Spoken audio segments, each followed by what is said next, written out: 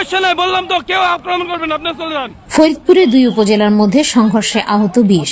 স্থানীয় প্রভাব বিস্তারকে কেন্দ্র করে ফরিদপুরের সালথা উপজেলা ও বোয়ালমারী উপজেলাবাসীর মধ্যে সংঘর্ষ, বাড়িঘর ভাঙচুর ও অগ্নিসংযোগের ঘটনা ঘটেছে। খবর পেয়ে দুই উপজেলার সেনাবাহিনী ও পুলিশ ঘটনাস্থলে গিয়ে পরিস্থিতি নিয়ন্ত্রণে আনে।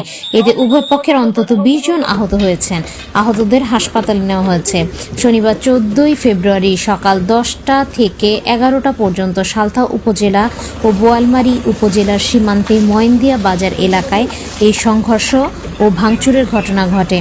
স্থানীয় সূত্রে জানা গেছে, আধিপত্য বিস্তারকে কেন্দ্র করে বোয়ালমারী উপজেলার পরমেশ্বরদী ইউপি চেয়ারম্যান মান্নান মাতব্বরের সমর্থকদের সাথে সালথা উপজেলার খারদিয়া গ্রামের টুলু মিয়ার সমর্থকদের মধ্যে দীর্ঘদিন ধরে বিরোধ চলে আসছে। এর জের ধরে শনিবার সকাল 10টার দিকে সংঘর্ষ বাধে।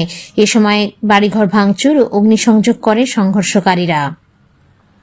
খবর পেয়ে সেনাবাহিনী ও পুলিশ ঘটনাস্থলে গিয়ে সংঘর্ষ নিয়ন্ত্রণ করে। এ সময় উভয় পক্ষের 20 জন আহত হয়। আহতদের মধ্যে 12 জনকে বোয়ালমারী স্বাস্থ্যকেন্দ্র ও ফরিদপুর মেডিকেল হাসপাতালে ভর্তি করা হয়।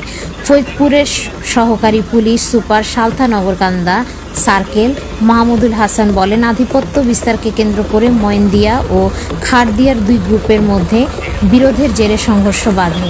খবর পেয়ে পুলিশ ও সেনাবাহিনী ঘটনাস্থলে এসে পরিস্থিতি শান্ত করে। এ ঘটনায় অভিযান চালিয়ে দেশীয় অস্ত্র উদ্ধার ও কয়েকজনকে আটক করা হয়েছে।